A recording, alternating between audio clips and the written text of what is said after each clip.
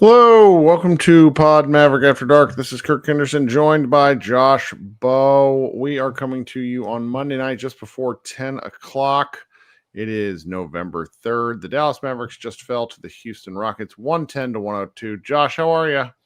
I'm doing good. Thanks for holding the fort down with that late night Mexico City game. We had fun. We had fun. Yeah. We had some like Sudoshan joined, Matt joined. Yeah, that's great. So we had a nice time. Yeah. I love that. It was good. It was very different. So here we are. The Mavericks fell to the Rockets 110-102. And I got to tell you, just, I do these sort of pregame clips for Offside. And I was really in my head, I'm sitting here thinking at what point do the Mavericks just get waxed like this? Like I really didn't know what to think of that season. And it's a tough road to hoe for these Mavericks because they played that Houston Rockets team I'm messing around with my mic, about as well as I could have hoped. And what happened was they lost, but I'm annoyed about some particulars, but nothing big picture. The Rockets are a bigger, better version of what the Mavericks want to do. And when you're without Anthony Davis and Derek Lively, you're playing a hamstrung Daniel Gafford. It's Cisse even played in this game. I mean, this, I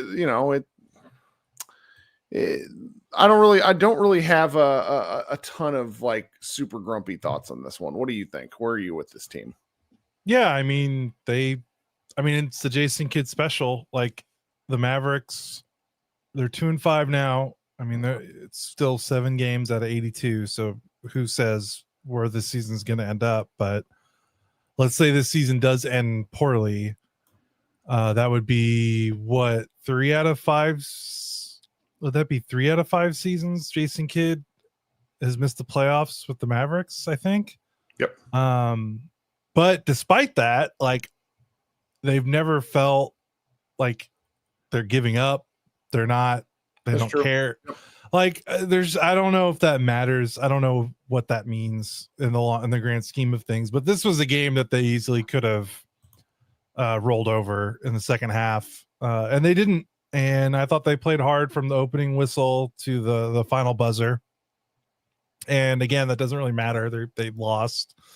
That doesn't count for anything in the standings, but I don't know. At least, like, if we're gonna have to watch these games where they're shorthanded and it's kind of like almost deja vu of last season, which is really frustrating because I feel like we're still learning nothing about this team because everyone's still hurt again. Like, we have to wait on Anthony Davis. We have to wait on Derek Lively. Like, those are big pieces. Like, Daniel Gafford, minutes restriction.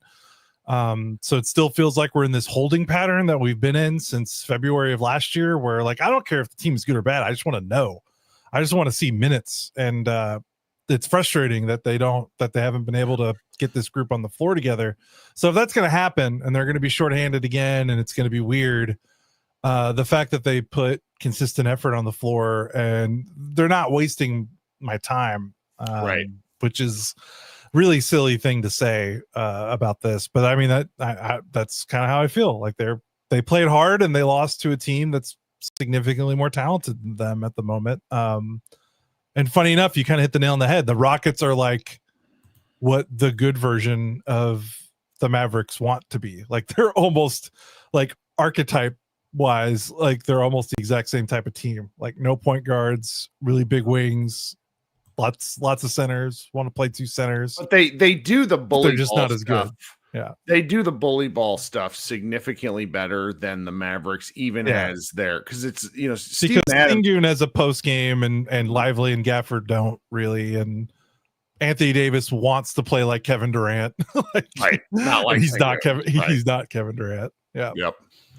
So here's an interesting thing for you. I was looking this up. This is the worst Dallas Mavericks start since Luka Doncic's rookie season. They actually they started that year 2-7 before getting their 3rd win against the Wizards. And so it's like that was kind of that year. It's sort of they ended up by Thanksgiving, they were basically above 500. That the thing started to go sideways a little in mid-December for that season. They actually started the 1920 campaign, which is really funny. They started 1920. Yeah, they started the 1920 campaign 6-5. Oh, right. my dumb brain. Sorry. You're saying 2019. No, you're saying 2019, 2020, and my dumb brain was like the NBA did not. And then they just rattled the off 1920s. Then after they started that season, the 2019-20 campaign, 6-5 with some pretty maddening losses, and then rattled off like 10 out of 11 to look like just a juggernaut. That was when, and then Luka or Katie got hurt. So it's like there have been some pretty ugly starts to past seasons. You know, the Harrison Barnes campaign was the worst one. So it's we here in Dallas have really been blessed with good starts to the season, more or less, because we've had pretty good teams, and this is. It's out of the ordinary because the talent level on this team does not match a 2-5 start. But realistically, I mean, they've eclipsed 110 points twice. Once against Detroit on Saturday and once against Toronto. I mean, the overarching problem with this team is they just can't score. And you know, as somebody said in my mentions, because I mean, I want to talk about this later, but in the fourth quarter, they really went ISO heavy, pick and roll heavy, and it doesn't. They don't have the shooters for that shit. Like that's why they were doing this handoff stuff, I thought, and it's. I don't know. This game is very frustrating to me because I felt that there were some real pluses. You know, PJ had a fantastic bounce back game after being a really big mess in Mexico City. Dan Gafford looked great. Cooper Flagg played an exquisite first quarter and then just sort of died on the vine because the Mavericks don't involve him in anything. Maybe I'm wrong there. I'm willing to hear it out.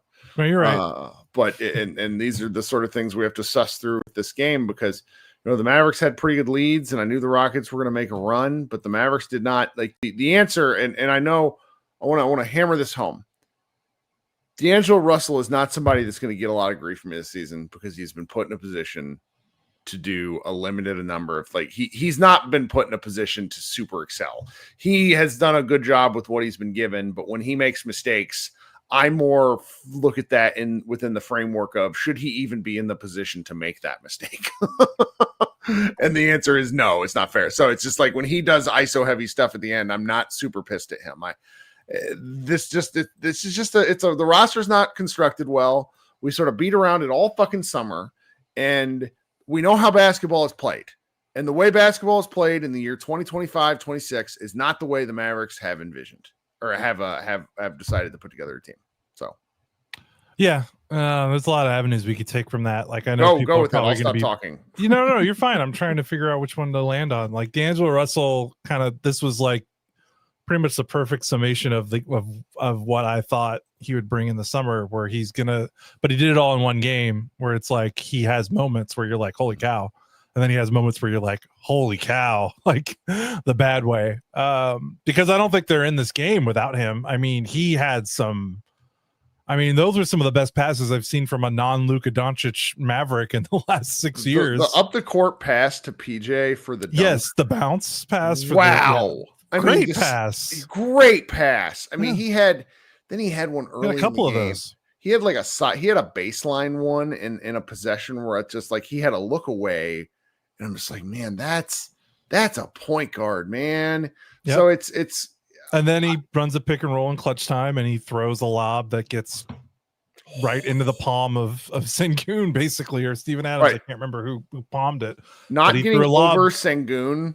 Hilarious. Yeah. And that's kind of like his deal. Like he's really good passer when he's kind of like in those situations like transition and the defense is scattered, but when the defense is organized and keyed in on him and he's running a pick and roll, I feel like his passing is not good. And he can't, it's harder for him to beat teams with his pass when teams are kind of focused and dialed in on him. When he's swinging the ball around the perimeter, when he's passing in transition, I feel like that's when he's a much better passer, and you kind of saw that in the fourth quarter. And then, he took some dumb shots, which that's kind of him. It's part of the package. He's kind of right.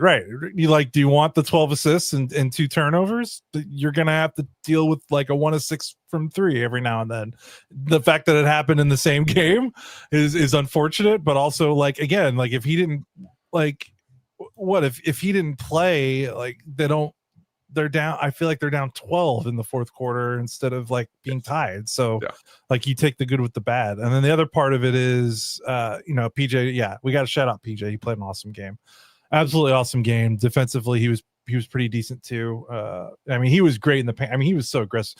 He was kicking Kevin Durant's ass. The Rockets were trying to put PJ on Durant on PJ, and PJ instead of just kind of passively. He didn't let KD off the hook. He took it to him in the paint repeatedly, which is what you got to do, right? Because the Rockets are trying to conserve energy.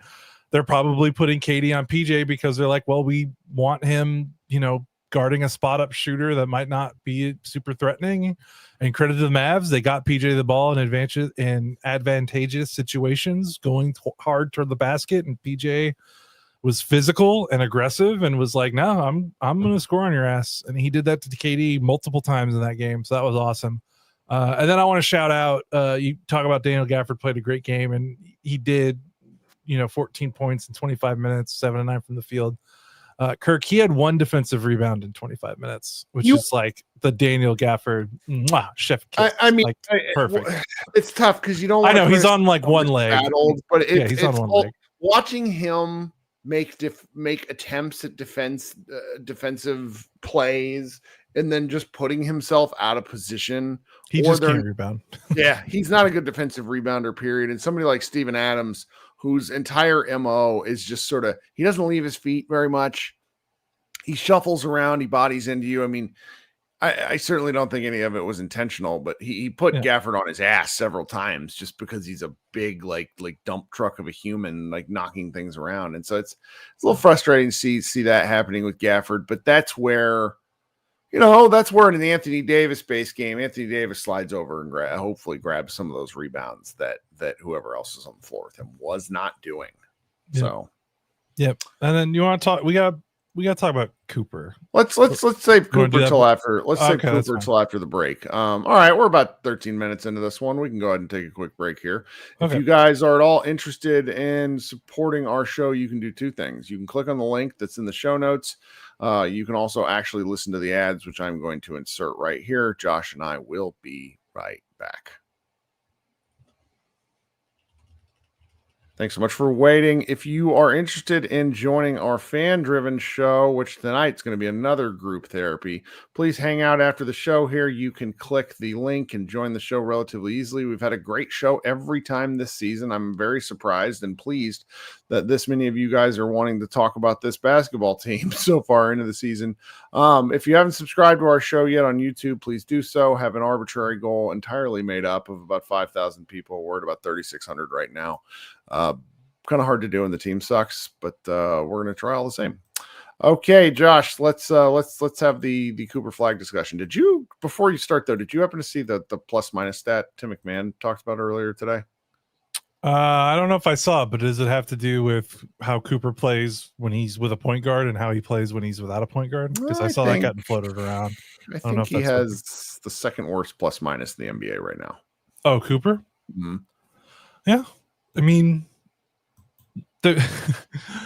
That's kind of I'm not shocked. They're playing him out of position for half of his minutes, and they're playing him out of position at the start of games when the other team is presumably playing their 5 best players. So not only is he playing point guard, which is not his natural position, for a decent amount of possessions, he's doing a lot of those point guard minutes against the other team's best lineup. Yeah.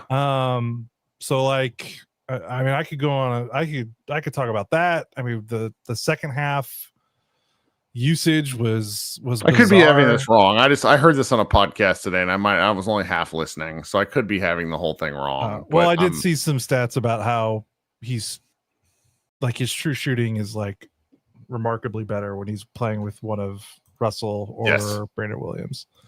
Yes. So whatever you want to go with it. Yeah. I'm up for any sort of Cooper Flag discussion because I was start happy with his first quarter. Yeah, he had a great first quarter. Man, what did he have? Did he have 10 points in the first quarter? Then he finished with 5 or 6 in the first half.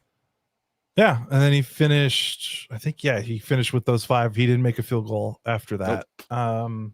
Doesn't feel good. I think the thing that bothered, like, he's gonna struggle. Like, the struggles don't really bother me, like, because this is a weird team for him to slide into. The thing that bothers me in the second half, and again, I don't know if this is injury related because he did look like he kind of bruised up that shoulder again. Right.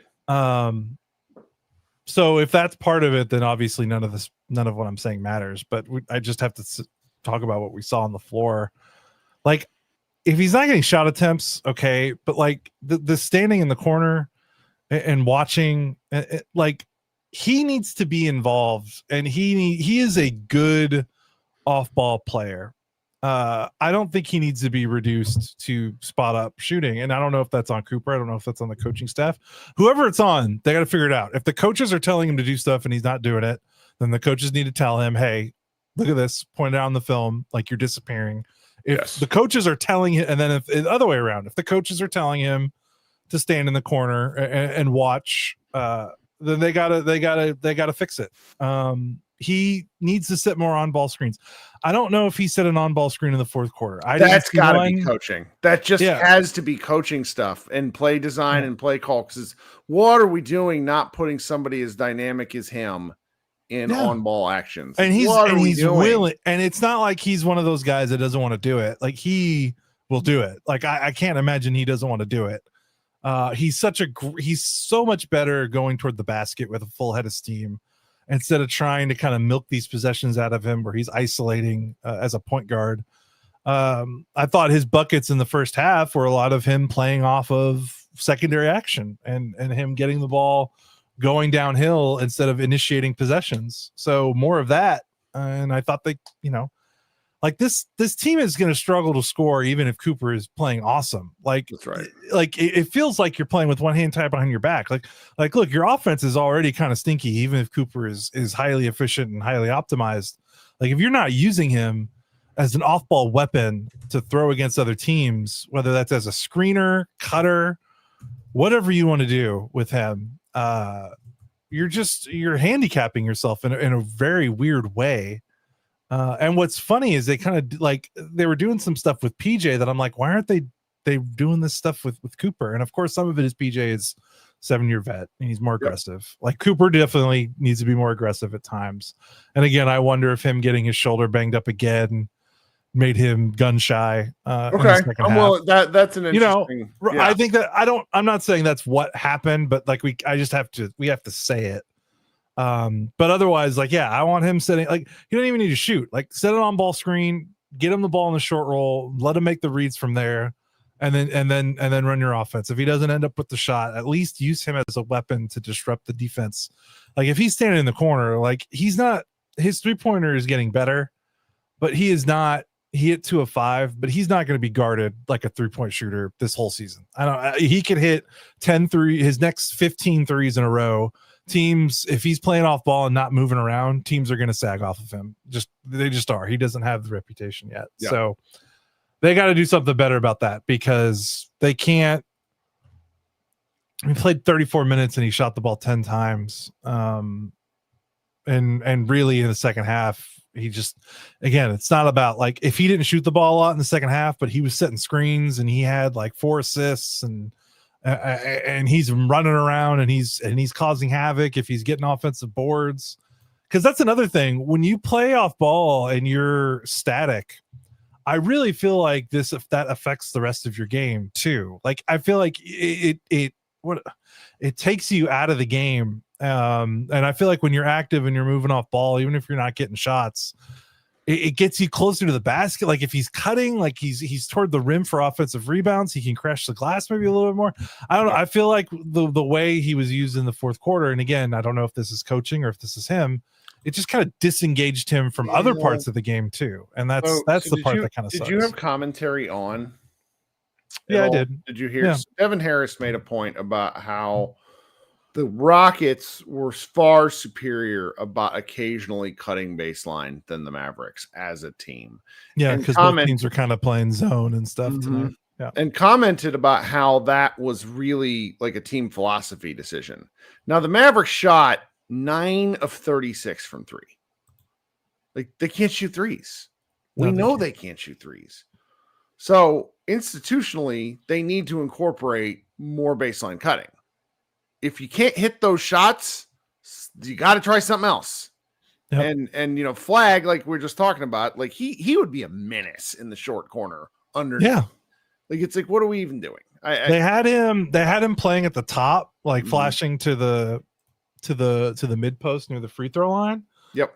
That's not bad. DJ's better at it right now. And I think Flag will be amazing at it one day, but this is a different deal. Yeah. And the Mavericks did score 56 points in the paint. So like there were a couple occasions where they broke up that 1-3 zone with some baseline cuts and some baseline finishes, especially with Gafford. Like, I can rag on Gafford's defensive rebounding all I want, but like I don't know if he's a more talented offensive player, but he's a better scorer than Derek Lively. Like, he just is. Like, he has a nose for the basket. Like, I don't know how else to describe it. And that made a big difference tonight, having that. But yeah, they gotta find a way with Cooper to get him engaged when he's not on the ball, because they did the thing in the fourth quarter. Like, I think they played a real point guard that entire fourth quarter. So they kind of didn't really do the point Coop experiment that much. Like, D'Angelo Russell played 29 minutes. So outside of the first quarter and the second quarter, the starts of those quarters, they got away from it. But now it's like, okay, if you're running high screen and roll with D'Angelo Russell and everyone's just kind of standing around, I don't know if that's the best use case there. So that baby steps, they're starting to play. I feel like they're starting to play the right lineups a bit more. Now they got to get the usage sorted out. And I guess hopefully that comes with time. Oh, time. What a day. Oh, and I think we haven't said enough about him, largely because we just sort of expect the hot streak to end. But Max Christie turning in another stellar shooting performance. Yep. After we spent all summer being like, let's slow your rolls, let's let this guy be his own thing, and he's playing awesome. Well, and tonight he was 3 of 6 from 3, but he was also 3 of 4 from 2. He finished with 17, 4 rebounds, and 6 assists. He was second on the team in assists, so he's making a lot of the right plays. And as a secondary playmaker, really kind of third, fourth guy, if we're being honest, he's making a lot of the right plays. And that can come in handy if you get the right offensive system and the right thing going. He's a little bit overlooked because the Mavericks are so ass on offense as a team, but I just I like seeing him work tonight. Yeah, he played a great game, and he's becoming kid's not being really bashful about it. Like, Klay Thompson played 18 minutes, and Klay played terrible. Like, he is giving those minutes to Max. Like, I think there's going to be some fans that are like, why is Klay still starting? And we're never going to get a straight answer to that, because they're going to try to keep that locker room as tight as they can. But I mean, if you're complaining about, like, they're not playing Klay starter minutes, that's for sure, even if he's starting these games. So he is riding with Christie. The keeping, I want to pivot to some. We talked. I don't know if we gave near enough praise to PJ. 29 points in 36 minutes, along with 12 boards. He really controlled a lot of the game. Was very pleased with his effort. I know we did talk about him a little bit, but just sort of wanted to say that out loud one more time. And then there's your guy Musa Cisse, 14 minutes, played an effective 14 minutes. More effective than Dwight Powell, which Powell had been pretty useful the previous 2 games, but it's not the thing. I got one more thing to talk about that's not about this game, and then we can go. Do you have anything else about this game that was worth talking about? No, not really. Okay, so here's my next thought. The Mavericks play the Pelicans on Wednesday. The Pelicans are and they haven't won a game yet. They're real bad. They haven't won a game, and the vibes are very bad. So it's like everyone talks about how bad the Nets are, and the Nets are horrible. The Nets have a plan. But the Nets have an average margin of what do you call it? Margin of losing of like 15.1 points. Okay, really bad. Do you know what the Pelicans is without guessing? I tweeted it out. You might have seen it. You don't know. 17. 18. Oh. 18. Okay. And by the way, the Nets are trying to lose. The Pelicans are very much not wanting to lose because they don't have any draft picks. And so here's something fun about that. So they play the Hornets tomorrow night. So that means they'll be playing the Mavericks on the second night of a back-to-back, likely staring at likely coming into that game 0-7. Yeah. So Mavericks have to win that game. Look, I don't care if AD's out. AD still should be out. We didn't even talk about the fact that AD was, you and I haven't talked about this yet on the podcast. Yeah, I know. AD has a strained calf. The Mavericks said 1 to 2 games, which is really fucking stupid because an average calf strain is 1 to 2 weeks for a grade 1 calf strain. I had one of the fun accounts like arguing with me about like the degree of the strain. And it's like, I don't care. A calf strain is a calf strain is a calf strain. You have to be really fucking careful. That's the point. So I don't necessarily think expecting AD back on Wednesday is the wise move, but they might do it. We don't know what's going on with these Mavericks. But that all this being said, regardless of who plays, the Mavericks absolutely have to win that game. Like they have to beat the Pelicans. Like this is we're past this being funny. We're right on the edge of this being like, okay, guys, what are we doing? Mark Stein was talking on a podcast the other day. They're all these podcasts. He's like, I hate these overreactions to these kind of games. It's like it's okay to start the season a little bit slow, and it's like it's okay to start mediocre. You cannot get in a Mavericks are 2-5 right now. The Mavericks, they play New Orleans, Memphis, Washington. Okay. That's a 3-game stretch that could theoretically pull them back to 500 if they just get their shit together. They cannot afford more lackadaisical losses is what I'm driving at. No, you're right. I'm not ready to throw in the towel on this team. I got a lot of people telling me, just tank for so-and-so. And I am a pessimist. I am a pragmatist, depending on the day. I am not ready to throw the towel in on this team yet. I'm just not. So, no, I'm with you. That said, we do play the Bucks on Monday, November 10th, and no fucking thank you. God, the Bucks are they're a mess, but like guarding Giannis just is a horror show. Yeah, so they gotta get that win before they play Giannis. Okay, so you go do some editing. Yep. Good stuff in Mavs Moneyball lately. I've really been enjoying what people are turning in. It's hard to write about a wonky, weird team, and our staff has been doing it. I'm gonna, if you're watching on the YouTube stream, I'm gonna click to the other show. If you're listening on the audio stream, join that show. Join the YouTube channel. I'll be right back. Josh, thanks so much for hanging out tonight, dude. Yep. Thanks, buddy. I'll see you in a minute. This has been Kirk and Josh. Go Mavs.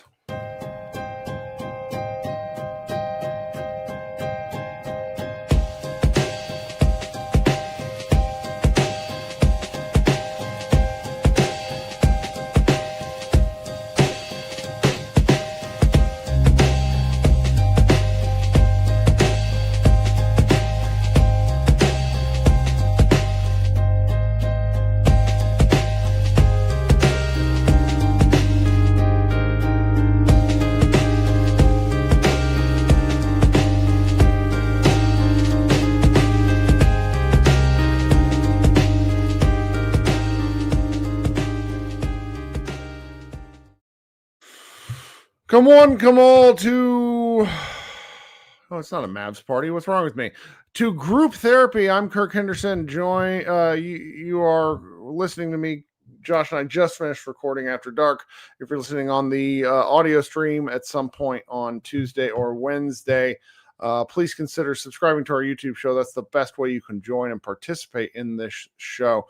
This is our secondary after show where really we just kind of hang out and talk basketball amongst ourselves. There's a comment in the chat where that is a StreamYard link, which you can join relatively easily. I would appreciate anyone that wants to talk a little hoop with me. And if nobody wants to tonight because they're just kind of tired of it, I get that too. When you start 2 and 5, there's not a ton to really discuss. I'm happy to take questions from the crowd too while I sort of hesitate and talk with this. JJ Texas says I have nothing to say and then proceeds to have like 6 comments, which is easily I can sympathize with that feeling, because it's like you don't really want to talk, but you do want to vent to a degree. I'm looking at elements of tonight's game, and I don't know. Like I think I got a little steamed in the previous show talking about what just sort of how they lost, but I'm also sort of they got lucky against the Rockets 3-point shooting attack. How many free throws did the Rockets take? Like, that's been a big differentiator for them. They shoot like 34 free throws a game. And against the Mavericks tonight, they shot 30, which matters. The Mavericks only shot 20. Is that right? Yeah, man, the Mavericks missed a lot of free throws tonight, 13 of 20, which is pretty rough for them in that regard. Getting to the line has been sort of the thing which has kept them close, even though the 3-pointers aren't going down. What else here with these Mavericks that I thought was interesting? Keeping pace with the Rockets on paint points is certainly a lot of fun. But again, scoring 102 points, like the offensive rating of this team just has to be heinous. Just heinous. Now, they did get more steals and blocks than the Rockets, 18-16, which is pretty important. But it's that free throw margin difference, and then not being able to hit any threes is sort of where the Mavericks came apart. The Mavericks also gave up a lot worse of what do you want to call it? Rebounding. Like the second chance points for the Rockets were really a differentiating factor. All right, man. My Mavs Moneyball colleague Isaac is waiting to talk. I'm going to bring him up. He just finished writing the game recap, so he's a grinder if he's wanting to talk in here. What's up, brother? Are you muted? I don't see that you're muted. Give your audio check and to figure it out there. It's not coming in. It's okay. We'll give you a second. Why was PJ wearing gloves? I'll answer that question because it's a good one. Apparently he doesn't like it if his hands get cold. Like, that was what they were talking about. It was a ridiculous conversation because the gloves earnestly looked like the Incredible Hulk gloves, like that children have on, like the big boxing ones. Like I used to have a Mavs one in here, but I think it's in my son's room. Isaac, if you have to drop out and drop back in, I'll chat for a little bit more. Go ahead. I can definitely filibuster as long as possible. It's like the thing that I'm good at. Yeah. So the second chance points were really where Dallas got eaten up. I mean, 6-18 for Houston. The Mavericks though did outscore the Rockets 24-12 on fast break points. So it's like this game it is as close as it looked, which is something. All right, hey, my friend Glenn joined, even though he was suffering through the Cowboys game. What's going on, brother? Good evening, Kirk. I'm in a great mood. How you doing? I'm okay, just a little tired. Like the last my children and you guys, do you have daylight savings time? Do you guys honor it in Nevada? I know we do, Arizona, and I hate it. I hate it. So the day after of daylight savings time, we tell my 9-year-old, love him to pieces. We're like, buddy, you're gonna wake up early. You're gonna look at the clock. Don't come into our room. Don't wake us up. Did he care? No. Came into the room, and so it's just I'm sort of struggling just from that regard. But it was a just a little bit of a sleepy day. I'm glad. Like, I'll tell you this though, Houston has the 7 p.m. start time for me. Big thumbs up. Just massively important for my life. But what's going on with you? What are you thinking? I enjoyed the game. I thought it was the most entertaining game of the season so far. I would have much rather had a victory, but the Mavericks were a 12.5-point underdog, and they were in it the entire way. And I just, I sent you this DM. I think Gafford is transformative for the team. It's not I get it. He didn't get very many rebounds, but also if you look at what he was doing, he was blocking out to let the other guys rebound anyway. But the whole team played with a different demeanor than we've seen. Just first off, yes, there were a lot of uncontested baskets in the paint as usual, but we also had a lot of contested baskets in the paint. In fact, for starters, let me point out that in the second quarter, Gafford got hit in the face. For Lively, that would have been nasal contusion, 6 to 8 weeks. Gafford gets up and says, "Well, I'm a warrior." In fact, I think he got hurt in his ankle again. He got some pretty beat up this game. This was a pretty. I'm glad he was okay at the end of it, and I'm a little worried he might show up on the injury report. Yeah, for the next couple of games because the ankles were an issue, and that's what he hurt in training camp. So. But if you want Flag to have an example for him on what he should be learning from, it's Gafford. Sure. The guy is out there fighting for every loose ball, contesting every basket. I mean, just doing whatever he can to help the team win. And to me, I saw it. PJ played better. Flag played better. I mean, everybody played better with Gafford in there sort of saying, "I'm a warrior, let me lead this team in terms of valiant fighting here." Oh, I mean, I enjoy watching Gafford play. I'm reading Kidd comments after the game here, and he just is doing the Jason Kidd thing where he can't help but irritate me. Gafford brings a lot. I think that they pushed him past his minutes limit, and they're gonna if they play again with him on Wednesday, I think that's going to be a real get right game, or it'll be a real fun battle with like him and Zion for the glass. He's Gafford. His beard is really lush right now. As a couple of bearded gentlemen ourselves, I was like looking at him and it was like real. This is real. It's just extra. This is good stuff. But yeah, Gafford, hugely important to this team. His energy, I think, is an underrated element because while AD is clearly, more skilled and things like that, he doesn't always play with like the zest that Gafford plays exactly with. Yeah, so, I know what you mean. That's exactly what I was thinking. Is like AD, he definitely does a lot of things. He's our best scorer, he's our best rebounder, all those things, but he's not our best energy player. It was kind of nice seeing Eddie Energy up in the stands the other day. I don't know if people picked up on that, but that's Eduardo Nahara was a great example for what a basketball player should be. Dude, he was at the Mexico game the other night. I didn't realize he was there. Maybe that's more. I don't know if Mark knew he was there because he probably would have commented on that. Do you remember? Yeah, he did. Nahara. Okay, then I just wasn't paying close enough attention. Do you remember Nahara's like famous University of Oklahoma game, like where he got concussed and just kept playing like a psychopath because we didn't understand concussions that long ago? So. I do remember that. Yeah, as a Texas guy, I hated Nahara back then. Yeah, good guy. Well, Glenn, you got anything else for us? This is good. I really appreciate you taking a few minutes just to join the show. It always helps me get going here. My pleasure. I'll check my notes real quick here. This team is too unselfish. Do you get that feeling sometimes? I don't, to a degree. Like I feel like some of these guys aren't comfortable taking the shots that they're being given. So if it's not unselfish, it's just they're not used to taking, 26 footers kind of thing. That's a little bit.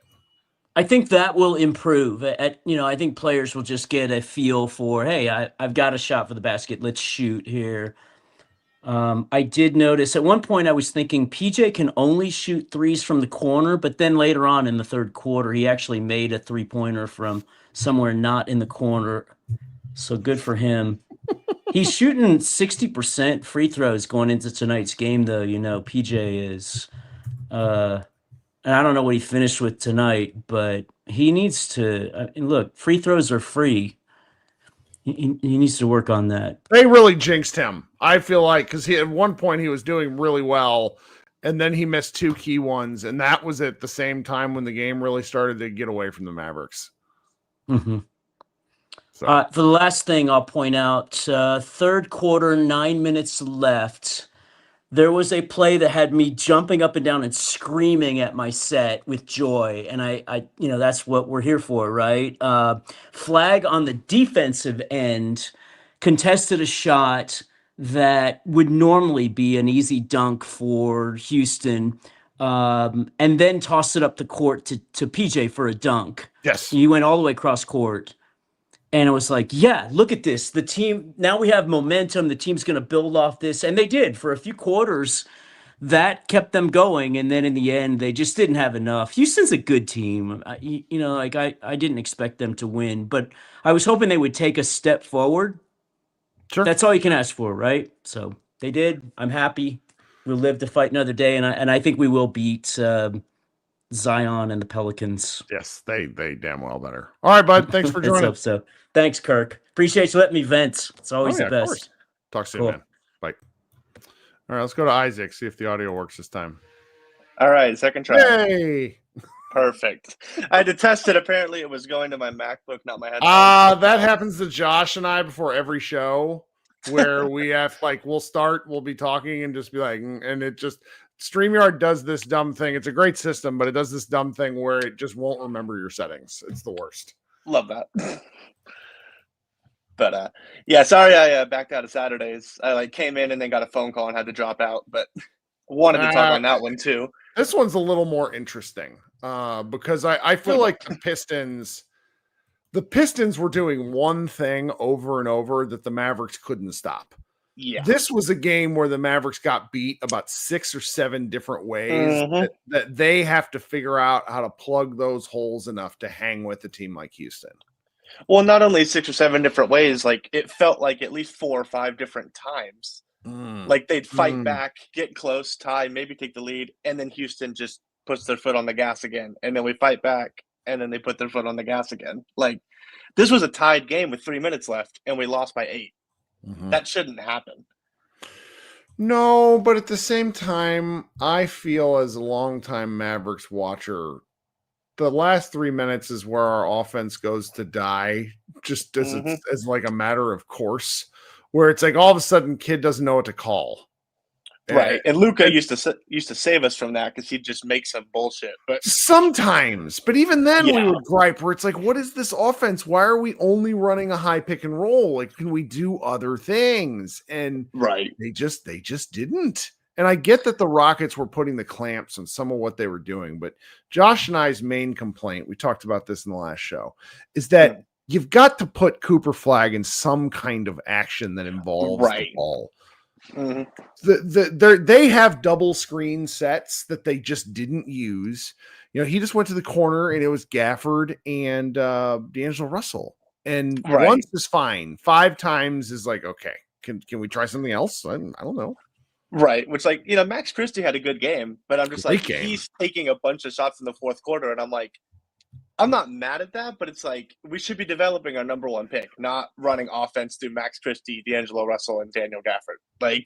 We need to remember what the goal of these games should be if it's not what it actually is.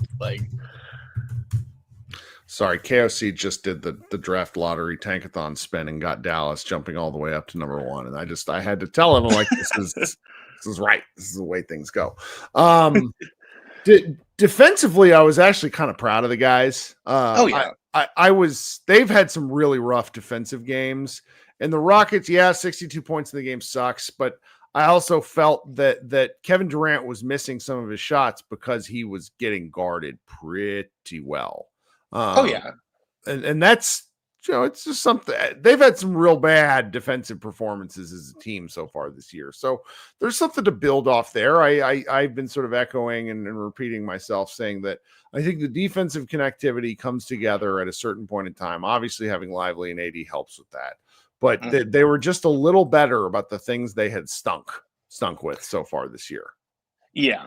And I will say, I'll admit that I was totally wrong on this whole lineup because when the season started, I really was on board with the flag at point guard thing. I wanted them to run it into the ground.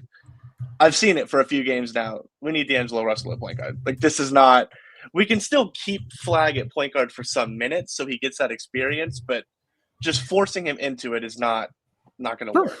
No. Keep going. Yeah, no, D'Angelo Russell, I mean, the first 2 games, he was basically shut out of the system. He played, 24 minutes total? I wrote it in my recap, and he was on the bench the entire second half of the Washington game. And since the Washington game, we're 2-3, which isn't some incredible record, but it's better than 0-2. And the offense has looked better when D'Angelo Russell is on the court.